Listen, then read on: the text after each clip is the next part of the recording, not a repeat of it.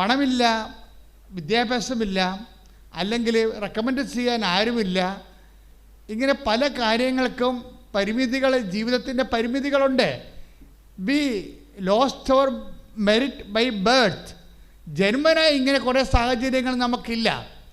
അപ്പോൾ കൈ സൂക്ഷിച്ചു പോയ മനുഷ്യൻ്റെ അവസ്ഥ അതാണ്. പക്ഷെ അവൻ്റെ കൈ നീട്ടാൻ പറഞ്ഞിരിക്കുന്നു. അവൻ പറയണത് ഐ കാൻ ജീസസ്, പറ്റണില്ല.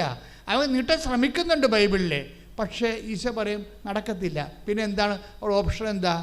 അതിനാണ് ഈശോ പറയണത് 12. അതിനൊരു ഈശോ മറുപടി അവൻ പറഞ്ഞു, നിങ്ങൾ 12:11 മത്തായിയുടെ സുവിശേഷം ഏറ്റു പറഞ്ഞു. അവൻ പറഞ്ഞു നിങ്ങളിൽ ആരാണ് തൻ്റെ ആട് കുഴിയിൽ വീണാൽ പിടിച്ചു കയറ്റാത്തത്? പിടിച്ചു കയറ്റണമെങ്കിൽ കൈ വേണ്ടേ?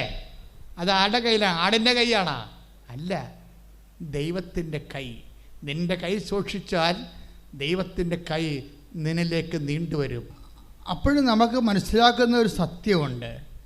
ഇതിൻ്റെ അകത്തൊരു പ്രൊവിഷനില്ലേ. ഇപ്പം നിൻ്റെ ഇൻവെസ്റ്റ്മെൻറ്റ്, നിൻ്റെ ഒരു ഷെയർ ഇടാൻ നിനക്ക് പറ്റണില്ലെന്ന് വിചാരിച്ചോ, മെറിറ്റില്ല നിനക്ക്. അപ്പം നിനക്ക് കർത്താവിനോട് തുറന്ന് പറയാം, എനിക്ക് ആ മേഖലയിൽ പഠിച്ചിട്ട് മനസ്സിലാകണില്ലെന്ന് നീ പറയണം. ചില പറയത്തില്ല, അച്ഛാ ഇനി ഞാൻ എന്ത് പഠിക്കും, എനിക്കിപ്പോൾ 4ാമത്തെ പ്രാവശ്യമാണ് ഞാൻ ഈ OETക്ക് സ്പീക്കിങ് പോണത്, ഇനി എനിക്ക് പറയാൻ എൻ്റെ ആത്മവിശ്വാസം പോയെന്നാണ് പറഞ്ഞവർ. ഞാൻ ഇനി എഴുതണ വേണ്ടെന്ന് അച്ഛൻ പറയാൻ പറഞ്ഞു. ഞാൻ പറഞ്ഞു, ഞാൻ പറയണം നീ എഴുതണമെന്ന് പറയും. എന്താ കാര്യം? ഞാൻ എന്തിനാണ് പറയണത്? ഞാൻ അമ്മയിൽ ആശ്രയിച്ചല്ലേ പറയണത്. അമ്മ കാര്യം എപ്പോഴും വർക്ക് ചെയ്യണത്, എപ്പോഴും ഉടമ്പടി വർക്ക് ചെയ്യണത്. നമുക്കറിയാം ബൈബിളിൽ ഇപ്പം ദൈവത്തിൽ നമുക്ക് കിട്ടുന്ന ആനുകൂല്യങ്ങൾ, ദൈവത്തിൽ നമുക്ക് കിട്ടുന്ന ഫേവേഴ്സ്. ചില അച്ഛന്മാർ എന്നോട് വളരെ വിമർശനാത്മകമായി ചോദിക്കും, നിങ്ങളിതെന്താ പ്രോഫിറ്റ് തിയോളജിയാണോ പറയണത്, സമ്പന്നരുടെ ദൈവശാസ്ത്രമാണോ പറയണത്, എപ്പോഴും ആനുകൂല്യങ്ങൾ അനുഗ്രഹങ്ങളെക്കുറിച്ചാണ് പറയണതെന്ന് ചോദിക്കും. അപ്പോൾ ഞാനവരോട് പറയും, നിങ്ങളത് കൃത്യമായിട്ട് ഫോളോ ചെയ്യാത്ത കൊണ്ടാണ് നിങ്ങൾക്ക് അങ്ങനെ തോന്നണത്. കാര്യം ബൈബിള് ജനത്തിൻ്റെ അടിസ്ഥാന വിഷയങ്ങളെ അവഗണിച്ചുകൊണ്ട് ഒരു സൈദ്ധാന്തിക മേഖലയിലല്ല വർക്ക് ചെയ്യണത്. ഇപ്പം കുഞ്ഞുങ്ങളെ എന്ന് ചോദിച്ചിട്ട് ഈശോ എന്താ ചോദിക്കണത്? മീൻ വല്ലതും ഉണ്ടോ? അതാണ് സംഭവം. അതാണ് mind of God. Mind of God എന്ന് പറയണത് മനുഷ്യൻ്റെ അടിസ്ഥാന ആവശ്യങ്ങളെ അവഗണിച്ചുകൊണ്ട് ഒരു ആധ്യാത്മികത ബൈബിൾ പ്രൊമോട്ട് ചെയ്യണില്ല. കുഞ്ഞുങ്ങളെ മീൻ വല്ലതും ഉണ്ടോ? നമ്മളുടെ ഒരു അവസ്ഥ എന്താണെന്ന് കർത്താവിൻ്റെ തിരുസന്നിധിയിൽ പറയാനുള്ള ഒരു സാധ്യത ഈശോ ക്രിയേറ്റ് ചെയ്യുന്നുണ്ട്. നമ്മുടെ ഒരു അവസ്ഥ ദൈവ തിരുസന്നിധിയിൽ ഷെയർ ചെയ്യാനുള്ള ഒരു സാധ്യത ഈശോ ക്രിയേറ്റ് ചെയ്യാൻ. അല്ലെങ്കിൽ മിണ്ടാണ്ടോടെ നിന്നാൽ പോരെ? വള്ളത്തിൽ ജോലി ചെയ്യുന്ന ആൾക്കാരോട് വെളുപ്പാങ്കാലത്ത് മീൻ വല്ലതും ഉണ്ടോ എന്ന് ചോദിക്കണത് അത്രയ്ക്ക് വലിയ വളരെ പേഴ്സണലായിട്ടുള്ള ആൾക്കാരോട് മാത്രമേ അങ്ങനെ ചോദിക്കത്തുള്ളൂ. It is അണ്ടർസ്റ്റുഡാണ്. അപ്പോൾ അവർ അതിൻ്റെ അകത്ത് പറയാൻ എന്താണ്? കർത്താവേ, ഞങ്ങൾ രാത്രി മുഴുവനും അധ്വാനിച്ചു. അതല്ലേ 21:6 എന്താ പറയണത്? രാത്രി മുഴുവനും ഒന്ന് പറഞ്ഞേ. രാത്രി മുഴുവനും അധ്വാനിച്ചിട്ടും ഞങ്ങൾക്ക് ഒന്നും കിട്ടിയില്ല. ഇത് തന്നെയാണ് പിള്ളേര് വന്നിവിടെ പറയണത് പരീക്ഷയ്ക്ക്. അച്ഛാ, രാത്രി മുഴുവൻ പഠിച്ചിട്ടും ഇപ്പോഴത്തെ തലയിൽ ഒന്നും ഇല്ലെന്ന് പറയും. ഇതല്ലേ സെയിം തിങ് അല്ലേ? രാത്രി മുഴുവൻ അധ്വാനിച്ചിട്ട് ഞങ്ങൾക്ക് ഒന്നും കിട്ടിയില്ല എന്ന് പറയുമ്പോൾ ഞാൻ കുഞ്ഞുങ്ങളെ ഇവിടെ നിർത്തിയിട്ട് കാശ് രൂപ വെഞ്ചരിച്ച് കൊടുക്കും. എല്ലാവർക്കും, പ്രൊഫഷണൽ എല്ലാ പരീക്ഷക്കാർക്കും കൊടുക്കും, എല്ലാ ദിവസവും കൊടുക്കും. എന്താ കൊടുക്കണമെന്ന് വെച്ച് കഴിഞ്ഞാൽ, ഇൻ കേസ് ഇവർക്ക് മെറിറ്റ് പോയാലും ഗ്രേസ് വർക്ക് ചെയ്യണം. ഇപ്പം ഞാനിവിടെ പറഞ്ഞു കൊടുക്കും, ഇൻ കേസ് മെറിറ്റ് പോയാൽ, മെറിറ്റ് എന്ന് പറഞ്ഞാൽ തന്നെ ഇപ്പം തന്നെ ഇന്നലെ ഒരു കൊച്ച് പരീക്ഷയ്ക്ക് പ്രാർത്ഥിച്ചുകൊണ്ട് നിൽക്കുന്ന സമയത്ത് ഉരുണ്ട് പടച്ച് താഴെ വീണ്. അപ്പം എൻ്റെ തലയിലൊക്കെ പൊട്ടി. അപ്പം ഞങ്ങൾ അപ്പം തന്നെ ആശുപത്രി കൊണ്ടുപോയി സ്റ്റിച്ചൊക്കെ ഇട്ട് കൊണ്ടുവന്ന് രണ്ടാമത് പ്രാർത്ഥിച്ചിട്ട് ആളെ ഇവിടുന്ന് തന്നെ കാറ് വിളിച്ച് കൃപാസനത്തിൽ നിന്ന് ചിലവെടുത്ത് അവരെ കുഞ്ഞിനെ കൊണ്ടാക്കി. പക്ഷേ ആൾ ഓക്കെയാണ്, ഒരു പ്രശ്നമില്ല. മനുഷ്യന്മാരായി കഴിയുമ്പോൾ ഇതുപോലെ എന്തെങ്കിലുമൊക്കെ മെരിട്ട് പോകും, നമുക്ക് കാണിച്ചു തന്നെ. അപ്പോൾ ഞാൻ അവരോട് പറയുന്നത് ഇതല്ലേ, ഇതിപ്പോൾ കാഷ്വാലിറ്റി ഇവിടെ നമ്മുടെ മുമ്പിൽ വന്ന് സംഭവിച്ചതുകൊണ്ട് നമുക്കത് ഞങ്ങൾ സുന്ദരമായിട്ടത് കൈകാര്യം ചെയ്ത് സന്തോഷം. കാര്യം ഇവിടെ നിങ്ങളിവിടെ ഇരിക്കുന്നുണ്ടെങ്കിൽ നിങ്ങളെ ഓരോരുത്തർക്കും ഞങ്ങൾ കടപ്പെട്ടവരാണ്. എന്നുവെച്ചാൽ എന്തെങ്കിലും അസ്വസ്ഥത ഉണ്ടെങ്കിൽ ഞങ്ങൾ അതിൻ്റെ റിസ്ക് എടുക്കും, ഒരു സംശയമില്ല കാര്യത്തിൽ. അതിൻ്റെ അപ്പം ഫോളോ അപ്പ് ചെയ്യും ആ വ്യക്തിയെ. അപ്പം അങ്ങനെ കാര്യം ഒത്തിരി ജനങ്ങൾ വരുന്ന സ്ഥലമല്ലേ. അപ്പോൾ നമ്മുടെ കാര്യമൊന്നും അല്ലെന്നും പറഞ്ഞുകൊണ്ട് നമ്മളെ അവോയ്ഡ് ചെയ്യത്തൊന്നുമില്ല. അപ്പം അതുകൊണ്ട് പക്ഷേ റിപ്പോർട്ട് ചെയ്യണമെന്നേ ഉള്ളൂ. ചിലത് ഇപ്പോൾ ഇത് ഞങ്ങൾ കണ്ടതുകൊണ്ട് ഉടനെ അത് ആക്ട് ചെയ്തതാണ്. റിപ്പോർട്ട് ചെയ്യാൻ നമുക്ക് അറിയത്തില്ലല്ലോ. അച്ഛൻ പറഞ്ഞു വരുന്നതിൻ്റെ കാരണം ഇതാണ്. അതായത് അങ്ങനെ ഒരു സിറ്റുവേഷൻസാണ് പരീക്ഷയ്ക്ക് തലേ ദിവസം ഉണ്ടായെന്ന് വിചാരിച്ചോ. അപ്പോൾ ഞാൻ പറയുന്നത് നിങ്ങൾ പരീക്ഷ എഴുതണമെന്ന് പറയും. എന്താ കാര്യം? മെറിറ്റേ പോയിട്ടുള്ളൂ, നമ്മുടെ യോഗ്യതയെ പോയിട്ടുള്ളൂ. എല്ലാ വിഷയങ്ങൾക്കും മെറിറ്റും ഉണ്ടാവും, ഗ്രേസും ഉണ്ടാവും. ഉടമ്പടി വർക്ക് ചെയ്യണം എപ്പോഴും ഗ്രേസ് ആയിരിക്കും. അതുകൊണ്ടാണ് ഉടമ്പടി തന്നെയല്ല, ബൈബിളിലെ ഫേവേഴ്സ് ആൻഡ് ഗ്രേസസ് വർക്ക് ചെയ്യണത് not by merit but by grace.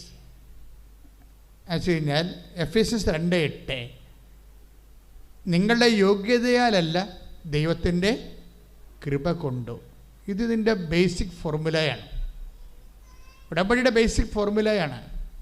നിങ്ങളുടെ അപ്പോൾ ഈ മരിയൻ ഉടമ്പടിയുടെ മാത്രമല്ല, ഒരു 8 കവനൻറ്റുകൾ ദൈവം സ്ഥാപിച്ചിട്ടുണ്ട് ഇല്ലേ. ആദത്തിൻ്റെ കവനൻ്റ്, ഏദൻ തോട്ടൽ വെച്ച് നടത്തിയ കവനൻ്റ് ഉടമ്പടി, അതിനുശേഷം നോഹയുമായി നടത്തിയ കവനൻ്റ്, എബ്രാഹുമായി നടത്തിയ കവനൻ്റ് ഉടമ്പടി, അതുപോലെ തന്നെ മോസസുമായി നടത്തിയ കവനൻ്റ്, ജോഷുവയുമായി നടത്തിയ കവനൻ്റ്, ദാവീദുമായി നടത്തിയ കവനൻ്റ്, പിന്നെ ഈശോ സ്ഥാപിച്ച കുർബാന എന്ന കവനൻ്റ്. എല്ലാം ഉടമ്പടിയാണ്.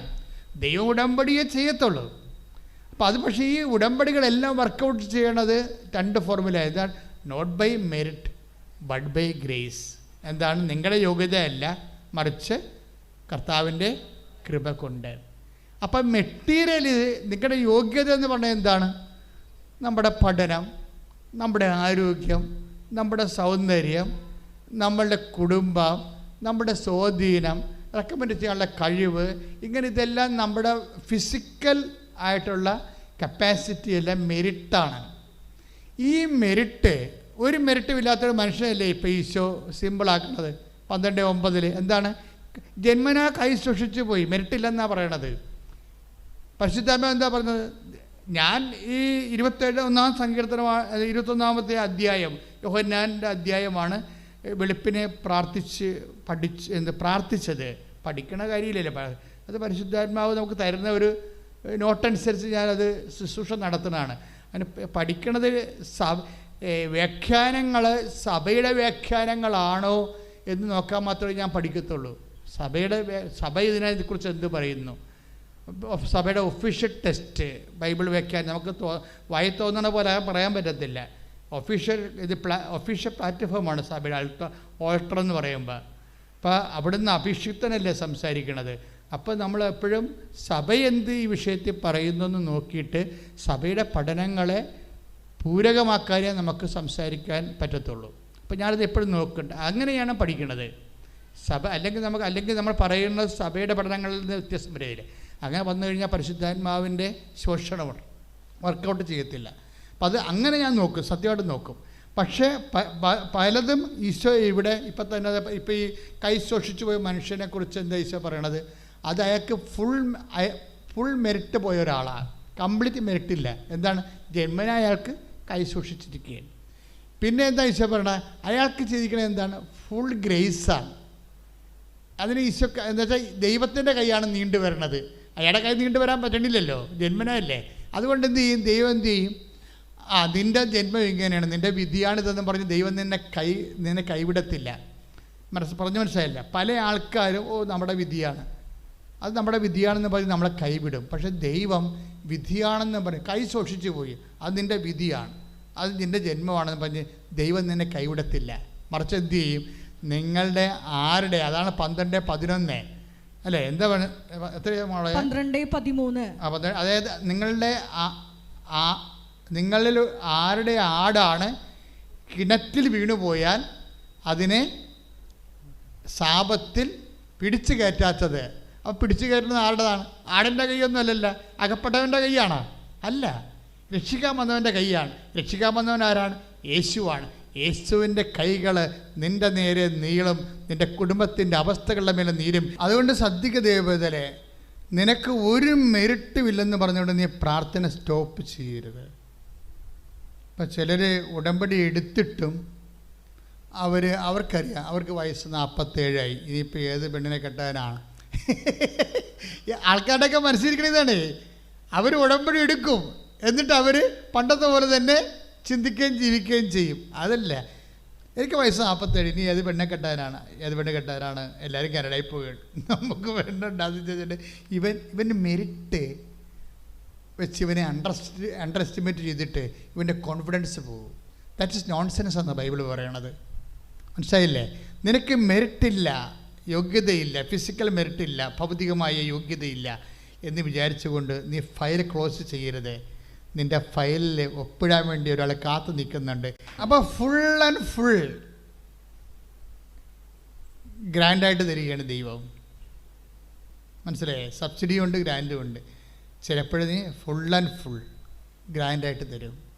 കഴിഞ്ഞ ദിവസം റീന ലാലു എന്ന് പറഞ്ഞൊരു ഒരു മോള് സാക്ഷ്യം പറഞ്ഞു, കൊല്ലത്തുകാരത്തിയ ജോഷ്. ബീന ലാലുവിൻ്റെ സാക്ഷ്യത്തിൽ വരുന്നതേ ബീന ലാലുവിൻ്റെ മകനാണ്. നിങ്ങളെ സാക്ഷ്യം ഒന്ന് കേൾക്കണം കേട്ടോ. സാക്ഷ്യം എല്ലാം കേൾക്കണേ. സാക്ഷ്യം ഈ ഉടമ്പടിയായ കാരണമേ, ഉടമ്പടി സാക്ഷിയൊക്കെ പ്രവർത്തിക്കുന്ന ഒരു ടോണിക്ക് പോലെ പ്രവർത്തിക്കണം, ബൂസ്റ്ററാണ്. കാര്യം എന്തെങ്കിലും തരത്തിൽ നിങ്ങൾക്ക് ഈ ഉടമ്പടിക്കാരൊക്കെ എന്തെങ്കിലും തരത്തിലൊരു പമ്മിങ് വന്നു കഴിഞ്ഞാൽ 2 സാക്ഷി കേൾക്കുമ്പോൾ നിങ്ങൾ ബലം പ്രവർത്തിക്കും. എന്താ കാര്യം? ദൈവം അനുദിനം ചെയ്യണതാണ്, പണ്ട് ചെയ്തതല്ല, ഈ ആഴ്ച ചെയ്ത കാര്യങ്ങളാണ് നിങ്ങൾ വായിക്കുന്നത്. ഈ ആഴ്ച ചെയ്ത കാര്യങ്ങളാണ് നിങ്ങൾ വായിക്കുന്നത്. ഇപ്പം ബീന ലാലു അല്ലേ, ബീനലാൻ്റെ സാക്ഷ്യം. ബീനലാൻ്റെ സാക്ഷ്യത്തെ ബീനമാൻ്റെ മകന് ജോലിയില്ല എന്ന് വെച്ച് കഴിഞ്ഞാൽ അവൻ നാട്ടിൽ നിന്ന് കുറേയൊക്കെ ജോലിക്ക് അന്വേഷിച്ച് ഒരു നിവൃത്തിയില്ലാത്ത രീതിയിൽ. അപ്പോൾ ഇവനെ ഇവിടുന്ന് ഏജൻറ്റ് കൊണ്ടുപോയി, ഗൾഫിലേക്ക് കൊണ്ടുപോയി. അവിടെ ചെന്നപ്പോൾ ഒരു കോഴിക്കോടുകാരൻ ഫോട്ടോഗ്രാഫർ അവനെ കണ്ടു. അവനോട് കാര്യങ്ങൾ ചെന്ന് പറഞ്ഞ് ശരി, ഇവൻ പഠിച്ചിരിക്കുന്ന ഹോട്ടൽ മാനേജ്മെൻറ്റാണ്. പക്ഷേ ഭക്ഷണം കഴിക്കണ്ടേ? പഠിച്ച ജോലി അവിടെ കിട്ടണില്ല, ഭക്ഷണം കഴിക്കണ്ടേ, താമസം വേണ്ടേ? അപ്പോൾ ഇവൻ്റെ താമസം എന്ന് പറയണത് ഒരു ബന്ധുവിൻ്റെ കൂടെ താമസിച്ച് പിന്നെ ഈ ഫോട്ടോഗ്രാഫർ ജോലി കിട്ടിയപ്പോൾ അങ്ങോട്ട് പോയി. പക്ഷേ 1 മാസം ജോലി എടുത്തപ്പോൾ ഫോട്ടോഗ്രാഫർ, പുള്ളി ഇതൊരു കൃഷിയായിട്ട് ചെയ്യുന്ന ആളാണ്. ആൾക്കാരെ കൊണ്ടുപോവുക, 1 മാസം നിർത്തുക, വിസ കൊടുക്കുക, എന്നിട്ട് 1 മാസം കഴിയുമ്പോൾ പറഞ്ഞു വിടുക, എന്നിട്ട് വിസയുടെ കാശ് 1 ലക്ഷം ചോദിച്ച് ഇവൻ്റെ പുറകെ നടക്കുക, അല്ലെങ്കിൽ അവൻ കേസിൽ കൊടുക്കുക, ഇങ്ങനെ കാശുണ്ടാക്കുന്ന ഒരാളാണ്. എന്തെല്ലാം തരം ഫ്രോഡ് പാർട്ടിയാണെന്നറിയാമോ? അതുകൊണ്ടാണ് നിങ്ങളെ പ്രാർത്ഥിക്കണമെന്ന് പറഞ്ഞതിൻ്റെ കാരണം. എന്തെല്ലാം തരത്തിലുള്ള മനുഷ്യരാണ് ഈ ലോകത്ത് ജീവിച്ചേക്കണത്. കൈ നനയാതെ മീൻ പിടിക്കുന്നവന്മാരുടെ അണ്ണന്മാരുടെ എണ്ണം കൂടുതലാണ്. അപ്പോഴേ എന്താ പ്രശ്നം വെച്ച് കഴിഞ്ഞാൽ അവസാനം ഈ ഫോട്ടോഗ്രാഫിന് ജോലി കൊടുത്തിട്ട് ഇവന് 1 മാസം ജോലി എടുത്തിട്ട് പുള്ളിയുടെ സ്ഥിരം കലാപരിപാടി പോരാ, പുള്ളിയെ ഡിസ്മിസ് ചെയ്ത് പോരെ, പാവപ്പെട്ടവനെ ഡിസ്മിസ് ചെയ്ത അവസാനം അപ്പോഴേ ബാക്കിയല്ലേ ഇവൻ്റെ കയ്യിരിക്കുകയല്ലേ, പാസ്പോർട്ടും വിസയും അങ്ങനെയുള്ള കാര്യങ്ങളല്ലേ ഇവൻ്റെ കയ്യിലല്ലേ. എന്നിട്ട് ഇവനെ പറഞ്ഞു വിട്ട്, നീ വേറെ ഇവിടെ ജോലിയൊന്നുമില്ല, വേറെ എവിടെയെങ്കിലും പോയി ജോലി നോക്കാൻ പറയും. അവനെവിടെ ജോലി കിട്ടാനാണ്? ഇനി ജോലി കിട്ടാത്തതിന് റിലീവിങ് ഓർഡർ കൊടുക്കണ്ടേ? റിലീവിങ് ഓർഡർ കൊടുക്കണമെന്നുണ്ടെങ്കിൽ ഇവൻ്റെ വിസ വെച്ചിട്ട് ബാർഗൈൻ ചെയ്തിട്ട് 1 ലക്ഷം രൂപ മേടിക്കും. ഇതാണ് പുള്ളിയുടെ കൃഷി. 1 മാസം നിർത്തുക, ഡിസ്മിസ് ചെയ്യുക, അവനെ കൊണ്ട് വേറെ എവിടെയും ജോലി എടുപ്പിക്കുക, വിടുക, എന്നിട്ട് അതിൻ്റെ പേരിൽ കാശ് വാങ്ങിക്കുക. അങ്ങനെ അകപ്പെട്ട് കഴിഞ്ഞപ്പോൾ അവൻ അമ്മയെ വിളിച്ച് പറഞ്ഞു, അമ്മേ ഞാൻ മുസ്ലിം പള്ളിയിലൊക്കെയാണ് കിടന്നുറങ്ങണമെന്ന് പറഞ്ഞ്. മുസ്ലിം പള്ളിയുടെ വാതിക്കലേ അവിടെ കിടക്കാൻ സ്ഥലമില്ലല്ലോ, അവനെ പറഞ്ഞു വിട്ടില്ലേ. അപ്പോൾ അവനവിടെ കറങ്ങി നടന്നപ്പോൾ ഈ മുസ്ലിം പള്ളികളൊക്കെ ഉണ്ടാകുമല്ലോ, പള്ളികളുടെയൊക്കെ വരാന്തൊക്കെ രാത്രി കിടന്നുറങ്ങും. എന്തൊരു തണുപ്പും ചൂടുമായിരിക്കും. അപ്പം അങ്ങനെയൊക്കെ ഉള്ള അവസ്ഥയിൽ അമ്മയോട് അവൻ തുറന്നു പറഞ്ഞപ്പോൾ അമ്മ ഇത് ആരോടും പറഞ്ഞില്ല. എന്താ കാര്യം? ഭയങ്കര വിഷമമല്ലേ, മകൻ ചെന്നിങ്ങനെ അകപ്പെട്ടു, അവൻ്റെ അതുകൊണ്ട് അവന് ജോലിയും പോയി, ഭക്ഷണത്തിന് മാർഗ്ഗമില്ല, അവന് വിഷമമായി. അപ്പോൾ ഈ അമ്മ ഉടനെ ഈ റീന ലാലു എന്ന് പറഞ്ഞ ബീന ലാലു ഉടനെ ആരോടും പറഞ്ഞില്ലെങ്കിൽ എങ്ങനെയാണെന്ന് വിചാരിച്ചുകൊണ്ട്, ആരോടും പറഞ്ഞാൽ നാട്ടിൽ പറഞ്ഞ നാണക്കേടല്ലേ, അത് കാരണം ഇവളുടെ അനിയത്തി ഹൈദരാബാദിലാ മറ്റേ ഉണ്ട്. ഹൈദരാബാദിൽ അനിയത്തിനെ വിളിച്ച് പറയും. എന്താ പറയണത്? എടി ഇങ്ങനെയാണ്, കൊച്ചിന് ഭക്ഷണമില്ല, അവൻ അവിടെയൊക്കെ തെണ്ടിത്തിരിഞ്ഞ് നടക്കുകയാണ്, രാത്രി ഉറങ്ങാൻ സ്ഥലം പോലും ഇല്ല, എന്ത് ചെയ്യുവഴി എന്ന് ചോദിക്കും. അപ്പോൾ എന്ത് ചെയ്യുമെന്ന് പറയുമ്പോൾ ഈ അനിയത്തി പറയണൊരു വാക്കുണ്ട്, ഞാനൊരു ഉപായം പറഞ്ഞു തരാമെന്ന് പറയും. അപ്പോഴേ നമ്മളെന്താ കേട്ടാൽ എന്താ മനസ്സിലാകണത്? നമ്മൾ കേൾക്കണത് അനിയത്തിന് ആരെങ്കിലും ഗൾഫിലുണ്ടാവും, അവനെ അവിടെ ജോലി കൊടുക്കാമെന്നേ പറഞ്ഞു. അതല്ല അവൾ കൊടുക്കണത്. അവൾ പറയണത് കൃപാസത്തിൽ നമ്പരാണ് കൊടുക്കണത്. ഇതാണ് വ്യത്യാസം. ഈ മനുഷ്യന്മാരുടെ വിശ്വാസത്തിന് നിലവാരം കണ്ട. ഞാൻ നിങ്ങൾക്കൊരു ഉപായം പറഞ്ഞു തരാം. ഇതൊരു നമ്പരാണ്, ഇതൊരു മരിയൻ ധ്യാനകേന്ദ്രം, ആലപ്പുഴയിലുള്ള മരിയൻ ധ്യാനകേന്ദ്രമാണ്. ഇത് നമ്പർ ഇതാണ്. അപ്പോഴ് റീന പറയും, ഇപ്പം 10 മണിയായി, ഇപ്പം ആരെ വിളിക്കാനാണ്? അല്ല, ഇപ്പം രാത്രി എടുക്കുന്ന നമ്പറാണിത്, വിളിച്ചോളാൻ പറയും. ഉടനെ രാത്രി വിളിക്കുമ്പോൾ ഇവിടുത്തെ ഗേറ്റ് കീപ്പർ കിട്ടും, നമ്പർ കിട്ടും. നമ്പർ ഇടുക, പറയും ഇത് ആലപ്പുഴയാണ്, നിങ്ങൾ കൊല്ലമല്ലേ, രാവിലെ കലവർ വരാൻ പറയും, വന്നു കഴിഞ്ഞിട്ട് ബാക്കി സംസാരിക്കാമെന്ന് പറയും. ഉടനെ ചേട്ടായി ഈ ബീന പറയണത്, ഞാനും ഭർത്താവും കൂടി 5 മണി വരെ, ഭർത്താവിന് 5 മണിക്ക് പോകണമല്ലോ ആലപ്പുഴയ്ക്ക്, അതുകൊണ്ട് ഞാനും ഭർത്താവും കൂടി 5 മണി വരെ മുട്ടയിൽ നിന്ന് കൊന്തയില്ലെന്ന്. ഇൻവെസ്റ്റ്മെൻറ്റ് കണ്ട, അതാണ് സാധനം. ഒരു വിഷയത്തെ എങ്ങനെയാണ് മനുഷ്യന്മാർ, അതായത് 5 മണിക്ക് പോകേണ്ടതല്ലേ, എന്നാൽ നേരത്തെ കിടന്നേക്കാമെന്നാണല്ലോ ആൾക്കാർ പറയണത്. 5 മണിക്ക് ആലപ്പുഴയ്ക്ക് പോകേണ്ടതല്ലേ, എന്നാൽ നേരത്തെ കിടന്നേക്കാമെന്നല്ലേ സാധാരണ ചെടുത്തിമാർ പറയത്തുള്ളൂ. ഇവിടെയാണ് ഈ ട്വിസ്റ്റിങ് വരണത്. ഇവർ പറയുന്നത് എന്താണ്? 5 മണിക്ക് പോകേണ്ടതല്ലേ, നമുക്ക് 5 മണി വരെ പ്രാർത്ഥിക്കാം. 5 മണി വരെ പ്രാർത്ഥിച്ച് അത് ഈ ഉടമ്പടി എടുക്കാൻ വരുമ്പോൾ അതിൻ്റെ അകത്ത് ഒരു നിങ്ങൾ ഒരു ഓക്കെ ആണെന്ന് തോന്നിയാൽ ആ നിമിഷം മുതൽ ബ്ലെസ്സിങ് ആരംഭിക്കും.